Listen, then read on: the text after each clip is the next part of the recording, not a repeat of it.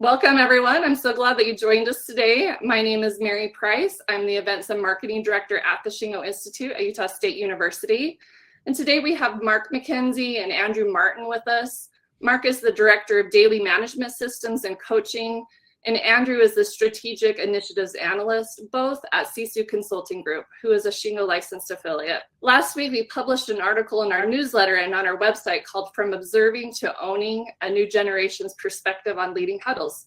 And that's the topic we're going to discuss today. If you'd like, you can read that article by going to shingo.org/articles. Mark and Andrew, thank you so much for taking time to share with us today, and I'll turn the time over to you. Well, thank you so much. Yeah, we're excited to be here and talking to you all today. I, again, am Mark McKenzie. I am working with Sisu Consulting. I've worked with Mike Martyn and Sisu Consulting for about the last 15 years. A lot of my time was spent working at the University of Washington. We wrote about some of that in a case study that actually won the Shingo Research Award several years back.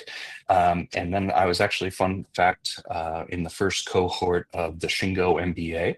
So I'm all in with Shingo, and my co-presenter, I'm hoping to get all into Shingo, and here he is now. I'm Andrew Martyn. I've been here with the team for about a year now, almost, although I've been living Mike Martyn's practices for almost 20 now.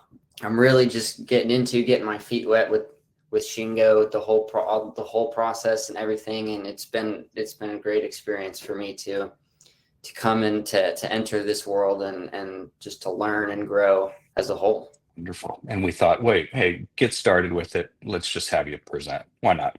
Write an article and present. Cool. If you don't know me and Andrew, you might know the rest of our team. We've got Jake Raymer, we've got Michael Martin and Ailish Henry, all at Sisu Consulting. When we talk about our huddles today, that's our team. That's who we're huddling with. So it's a fun group to be huddling with. At Sisu, we work with teams across the world to build principle-based management systems, kind of aiming for those world-class results aligned with the Shingo model. We've had lots of clients that have received some recognition, and then some publications that are also out there that kind of form the model that we talk about, and have received some recognition as well. So out there with Shingo, again, Shingo is pushing, I believe the model in the industry and to, companies to these world-class cultures. And so as we're out there, I think there's a few things, though, that we see as opportunities still for organizations as they kind of develop these principle-based management systems. One of them is, with Shingo, we want to create, ideal results, which require ideal behaviors, right? And systems drive our behaviors. So we've spent a lot of time focused on developing systems, and teams, groups have gotten pretty good at, looking at driving the right behaviors. That said, sometimes, we could say something like, we want all team members to join huddles every day, but the experience or how that feels to be in that huddle varies greatly. And sometimes it's not always great. So that's one thing. The next thing, we're great at getting systems to drive those results that we're looking for, help build that culture. But a lot of groups miss the opportunity to use the systems to actually develop their people, to put them in situations to kind of give them a respectful challenge and grow, find meaning in their work. And so that's an opportunity as well. Other thing, Gen Z and new employees in general, at Shingo, we say that, we want to respect every individual, though we still see many organizations that when it comes to new employees, Gen Z or anything like that, we're still putting them in a position to observe rather than own systems, provide their own unique contribution to the work that they do every day. So today, what we'll go through is kind of, our story, where we actually use just one system element, a huddle, to develop an individual here, Andrew, but and then also improve the experience for our whole team. That's what today's about. Before I turn it over to Andrew, who I know we're all interested in hearing from, I'll give you just a little bit of background. Own the Gap is a Mike wrote, and we've been working to implement that for the last 13 years since it was published originally, with hundreds of different teams trying to help them set up these daily management systems where, we're hoping to create this team-based daily Kaizen culture where improving the work is the work. So we worked on implementing these systems across hundreds of teams, but something that we've seen is then, again, when it comes to experience, when it comes to engagement, things vary greatly. We've worked with some teams that are told, hey, if you don't want to huddle, you don't have to. And when that is the case, and when that's the starting point, you really have to look at, what is it that, drives people to want to engage, want to participate in the management system. And so while Mike, in the Gap wrote about engagement, this was a subject and a topic that was worthy of its own book. And that's where the next book, Management Omotenashi, comes from. And that's where a lot of the concepts that we were talking about today are from. So Omotenashi, if we talk about it, it is kind of like the Japanese word Kaizen, where it means more than just the direct translation, but it translates to hospitality, roughly.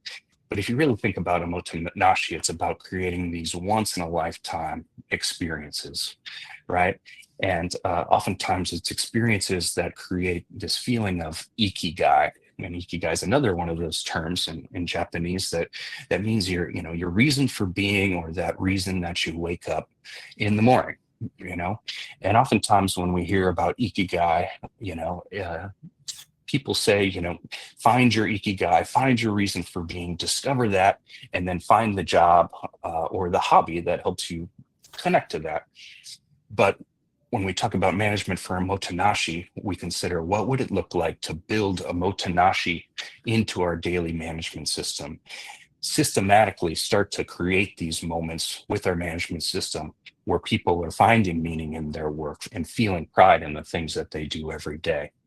So it's these concepts from this book that drove us to look at, how do we improve our huddle, and then how do we use it to create a respectful challenge for Andrew that'll put him in a position to really grow. So here was our opportunity. We had this great young man here, Andrew Martyn. He started with no knowledge of the management system. And really, from our perspective, we saw that as a benefit. We've been in this for a while. We think we know everything, we understand things without saying them sometimes, but having Andrew's perspective has been just incredible. If we always say, if it doesn't make sense to Andrew, we've got an opportunity to improve, and we've got a way to improve for our clients as well, the way that we describe things. So it's been amazing. I've loved the opportunity to work with Andrew. It's been one of the most rewarding things I've had the opportunity to do. He's a funny guy. He's got great potential. He has a way to look at, just a very unique way and perspective to look at the world and systems and things. So I've really enjoyed it, and certainly look for every opportunity that there is to push Andrew a little further and help him grow and build the confidence that he can carry with him throughout his career. And so where did we start him? Andrew, we'll kind of start talking, pull you into this conversation because people want to hear from you more than me. But we wanted to grow you. So first, what we said was, can you lead our huddle? Can you talk to us about how you got started with that? I was given a role, first of all. I was approached, and I said this, I believe it was you who approached me. We said, hey, we're going to have you start to get into the huddle. We're going to have you start to lead the huddle. And you gave me a role. I had something to do. And that gave me a reason to show up and to be an active participant as opposed to sitting back and checking out. And that also pushed me to contribute in a way where everybody else benefited as well, which I think was most important for me to be able to kind of graduate from, I want to say like a beginner, from just an attendee to like somebody who's really meaningfully contributing every day. So never just in a observing position, started with a role and a way to contribute, and then transitioned it to leading, taking over for the team and helping us push our huddle to improve. So after we got you to lead, we also said, hey, we want to improve the experience of our huddle too. We want to make this huddle great for us all here. And so what was the experience that you were shooting to create for the team?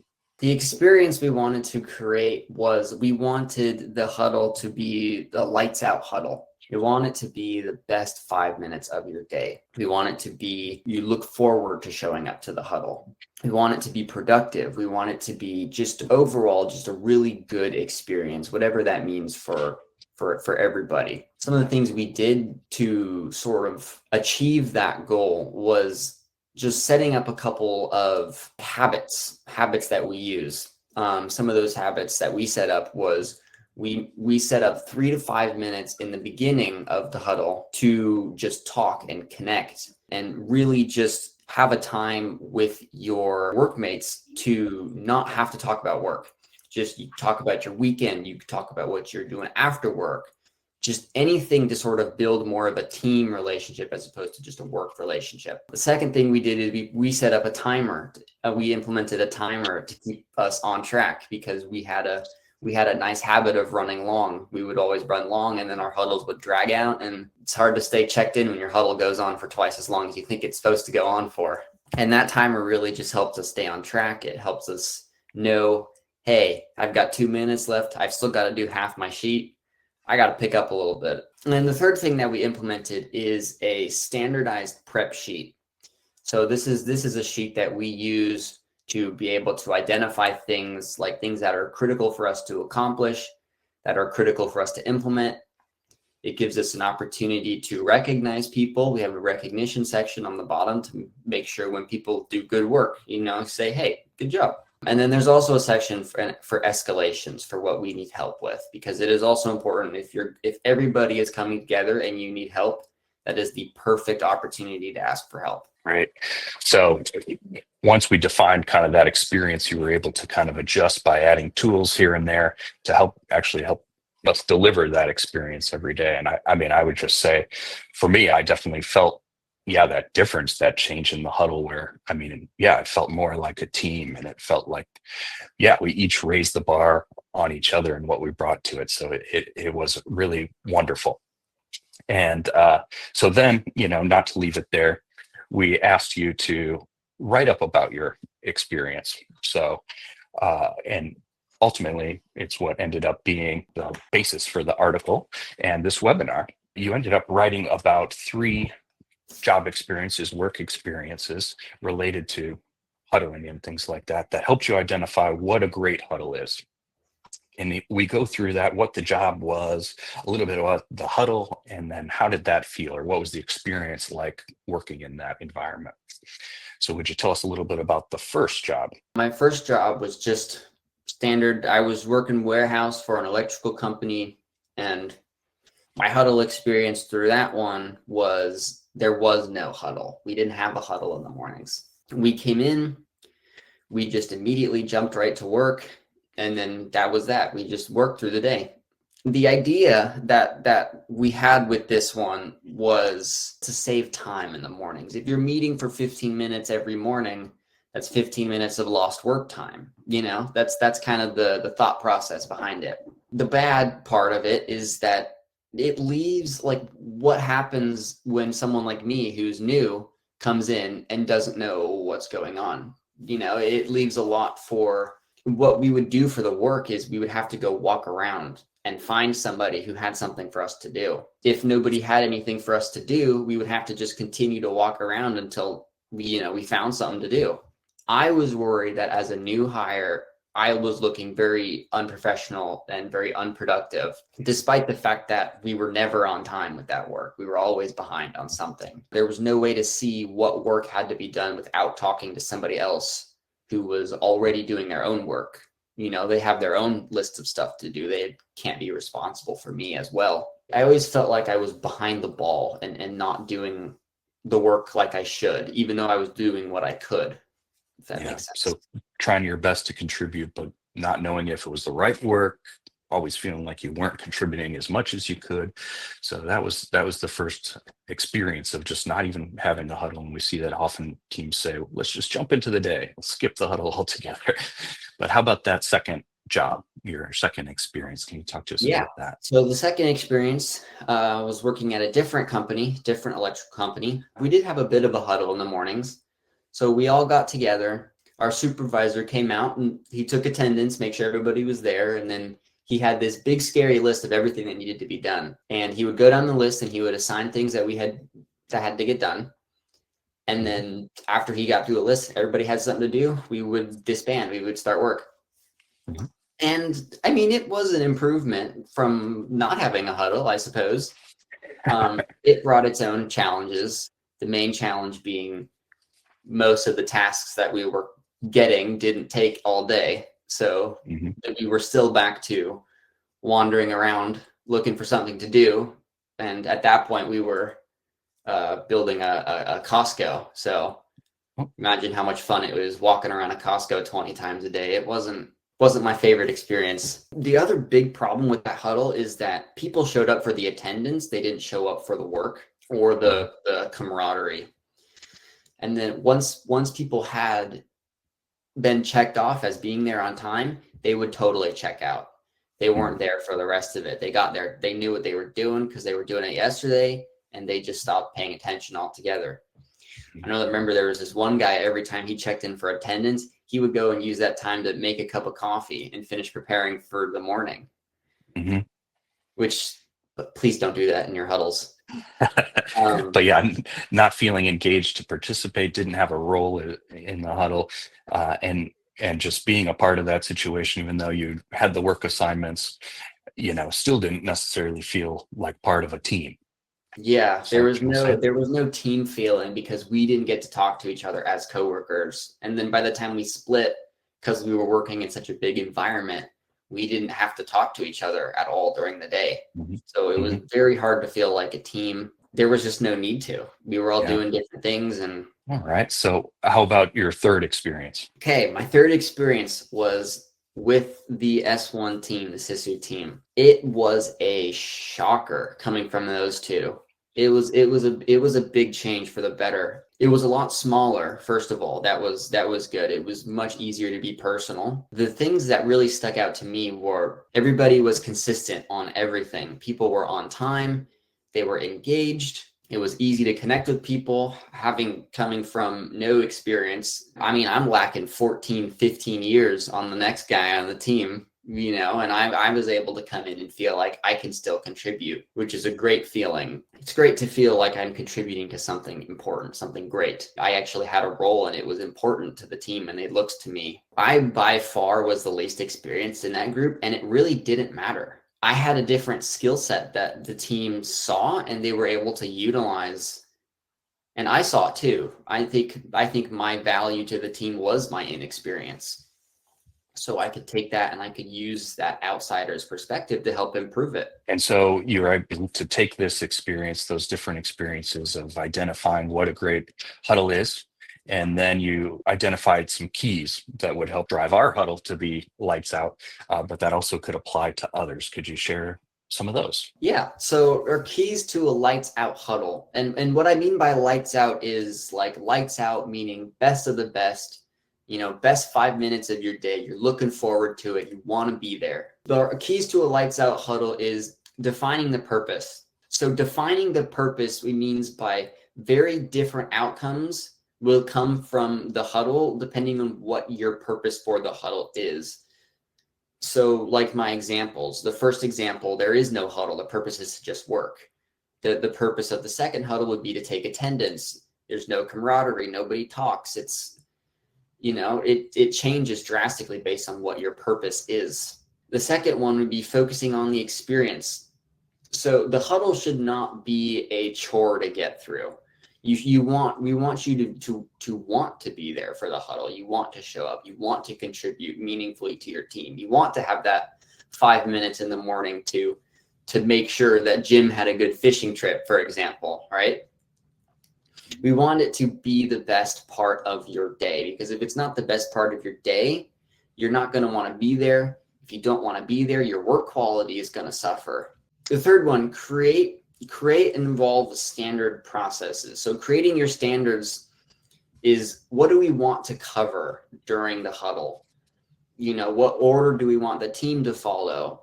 So you can cut down on, okay, who's going next? Who's going next? How long does each person have to share? Because if you got a group of 20 people and everybody has 10 minutes, you might be sitting there for a little longer than you want to be. Sorry, and on that one, a lot of teams start with that, the standard processes. What's that agenda? How long should it take? Let's bring up the stopwatch without first defining the purpose or the experience. And it's different outcomes, like the different changes you made to our huddle based on, hey, the experience we're really trying to get out of it. So great. And the idea with creating these processes is that we want the team to be able to have that established process that your team can follow, even if you can't be there with them. So we want you to be able to create a lights out huddle. If you're, as a leader, if you can't miss, your team's going to be okay. And the fourth one is to show them what the lights out huddle means. What I mean by this is we don't want the leader to dominate. Like my second experience, my supervisor came out and he just talked to everybody the whole time and nobody else had any contribution. We don't want that because there's no community, right? My experience with my huddle, the SISU one, is I was able to lead, and my goal is to lead and guide. So I want to set up the huddle in a way that if I can't be there, Mark can lead the huddle. If Mark and I are not there, then Miss Ailish or Jake could lead the huddle, and they would all be just as good as if I was doing it, despite me being the least experienced. You're still the best, and we miss it now that you're in college and you can't make it every time because of your class schedule. But I would just say, what really jumped out at me when you wrote the article is just how much this sort of stuff and the experience you had and those kind of findings, those keys, really could apply to any team, and not just a huddle, but any type of system. And so that really stood out to me. I think just from a leader's perspective, I mean, this was my favorite opportunities just to see you grow. It's, one of the most rewarding things I get to do in my job.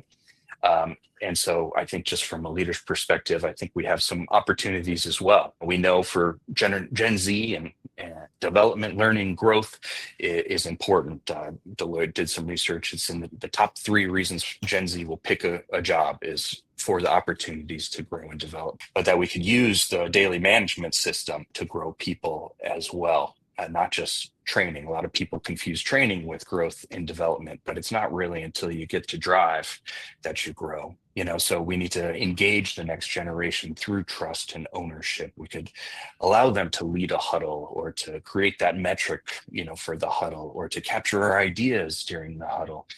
Any of those unique contributions that they can make, where they actually get to own something, a part of the system, enables them to, 1, improve the system when something's not working, and 2, when they own it and they succeed, then they feel that connection to the meaning of their work and the pride in the things that they do. And then finally, we mentioned it many times, but to focus on the experience and not just the function of that system or that tool. So my kind of call to action today would be, if you looked at a huddle, for instance, or one-on-one coaching, and you thought, what was that ideal experience that you wanted to have for the people that participate, for your employees, for your customers, whatever that process or that system was, what would change about that?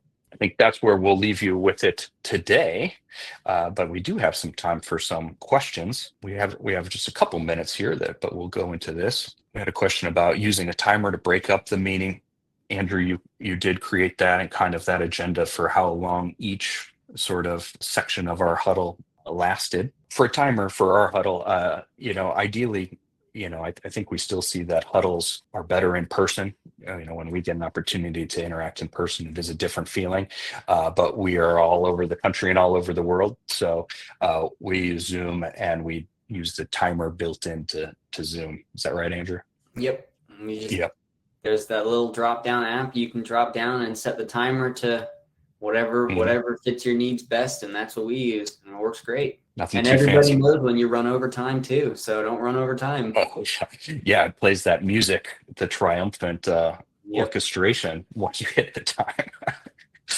Awesome. There's another question in the Q&A. I'm not sure if you saw it, but they ask, would you encourage teams to have huddle facilitation circulate amongst the participants maybe each week or on a different time? I don't know. What would you suggest? Yeah, I think leading or kind of shifting who leads the huddle is a great way to, I mean, certainly, if you've got a good standard in place, as Andrew mentioned, then you can rotate that and everyone can kind of add their unique viewpoints to how they lead the huddle. It is a great development opportunity, but I think, as Andrew said, finding that opportunity for someone to participate is the biggest thing. Finding that role for them to start in, and leading the huddle is one, but there's plenty of other ways to just get people engaged. I've seen, as I mentioned, someone to just capture the ideas, someone to post the metrics before the huddle, someone to, I've seen people translate for other members that don't speak the language as clearly,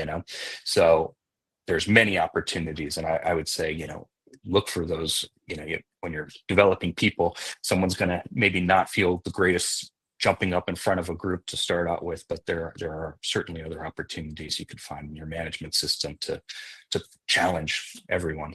Awesome. There's one other question in the Q&A. They ask, if you were your manager or leader, what would you ask to be able to be more effective and engaged in your role in daily management? Okay, so what would you share for a leader, Andrew, to how should a leader, or what are some ways that you've seen leaders participate in the huddle? You said they shouldn't necessarily dominate. There was a big difference from when you had the leader that just kind of led the whole thing versus kind of the SISU huddle. Where are those opportunities for a leader to lead that? So what I do is I almost have the same role as the rest of the team. So I really don't take like a super overarching, like, crackdown. Everybody's got to be right in, or everybody's got to be dialed in perfect, right? So really what I do is I'll just keep the transitions moving when we change, when people are presenting, when different people are presenting. Or I'll run the timer, for example. So I'll be the guy behind the timer. I'll be the guy that shows up to the huddle. I mean, the idea now, it's a little more challenging now that I'm in college, but the idea is that you're the one that's going to show up there first and open it for everybody. I'll make that cutoff at that 5 minutes in the beginning when we're all talking. If everybody's having a great conversation, your job as a leader would be to almost bring that back, to be like, all right, it's been 5 minutes. Let's wrap it up. We do got to do some work. You got the same role as everybody else, just presenting and yeah. Great. So those are things really anybody can do to lead their own huddle. I guess from your perspective, Andrew, from me, what's helpful, from a leader to help you, take over that role effectively?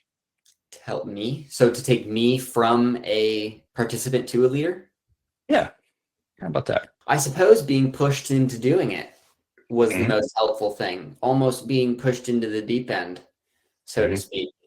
Because if I had if I'm being honest, if I had the option to do it, hey, do you want to lead the huddle, or do you just want to, be a part of it and just keep observing? I probably would have been, no, I don't want to lead the huddle with a bunch of experts. That sounds scary. But, one day it was like, hey, you want to join the huddle? I was like, yeah. And then I think it was a week or two later, it was like, hey, you're going to lead the huddle next week. It was like, oh, okay. So yeah, we talked about kind of that providing a respectful challenge to you. I mean, one that we knew you could take on, and you just needed a little support. So what kind of support was helpful to help you go from kind of observe to own? Just knowing that I had people to fall back on if I needed, and having that space, even though it is a huddle with the whole team, having that space feel safe to sort of fall back and call on Mark to be like, hey, this isn't working for me right now. I think that was the most important, because me feeling safe to do that with the team allowed me to pretty much have the confidence to explore anything else that I wanted to. Any new formats or ideas, maybe trying some ideas that didn't work. The safe space, I would say, is very important. Couldn't say it better myself. Well, I know Andrew's got to get to class, so we've got to cut it short. But we are so thankful for both you, Mark and Andrew, for just coming and sharing your insights on Huddle today. I learned a lot. I think I'm going to take away some things and share with my team as well. So I appreciate that. Anyway, thank you so much, and we'll see you again next time. Thank you so much. Thank you.